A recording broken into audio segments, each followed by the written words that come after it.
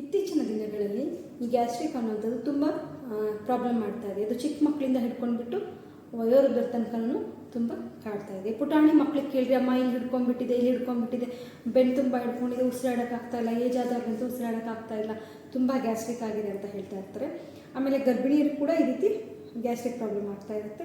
ಈ ಥರ ಆದಾಗ ನಾವು ಗರ್ಭಿಣಿಯರಿಗೆ ಆದಷ್ಟು ಮಾತ್ರೆಗಳು ತೊಗೊಳ್ಳೋದನ್ನ ಅವಾಯ್ಡ್ ಮಾಡಿಸ್ತೀವಿ. ಇದಕ್ಕೆ ಒಂದು ಬಹಳ ಸುಲಭವಾದಂತಹ, ಸರಳವಾದಂತಹ, ತುಂಬ ಪವರ್ಫುಲ್ ಆದಂಥ ಒಂದು ಎಕ್ಸಸೈಸನ್ನು ಹೇಳ್ಕೊಡ್ತೀನಿ. ಅದು ಜಸ್ಟ್ ಒಂದು 5 ನಿಮಿಷ ಮಾಡಿದರೆ ಸಾಕು, ಗ್ಯಾಸ್ಟ್ರಿಕ್ಕು ತಕ್ಷಣಕ್ಕೆ ರಿಲೀಫ್ ಆಗುತ್ತೆ. ನೋಡೋಣ ಬನ್ನಿ. ಹಾಗಿದ್ರೆ ನೋಡಿ, ಈ ಥರ ಸ್ಟ್ಯಾಂಡಿಂಗ್ ಪೊಸಿಷನ್ ಇಟ್ಕೊಂಡಿರಬೇಕು, ಸ್ಟ್ರೈಟಾಗಿ ಇಟ್ಕೊಂಡಿರಬೇಕು.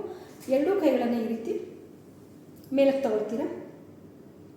ಒಂದು 2 to 3 ಮಿನಿಟ್ಸ್ ಇಲ್ಲಿ 2 to 3 ಸೆಕೆಂಡ್ಸ್ ಈ ಥರ ಇಟ್ಕೊಂಡಿರ್ತೀರ. ಮತ್ತು ಅದೇ ರೀತಿ ಕೆಳಗಡೆಗೆ ಕೈಯನ್ನು ಮತ್ತೆ ಹಾಗೆ ಇಲ್ಲಿ ನೋಡಿ ಈ ರೀತಿ. ಈ ಪೋಸ್ಚರ್ಲಿದ್ದಾಗಂತೂ ಯಾವ ಭಾಗದಲ್ಲಿ ಗ್ಯಾಸ್ಟ್ರಿಕ್ ಆಗಿ ಇಟ್ಕೊಂಡಿರುತ್ತಲ್ಲ ಅದು ಎಷ್ಟು ಚೆನ್ನಾಗಿ ನಮಗೆ ರಿಲೀಫ್ ಆಗ್ತಾ ಇರೋದು ಗೊತ್ತಾಗುತ್ತೆ. ಮತ್ತು ಕೆಳಗಡೆ ಬಿಡಿ.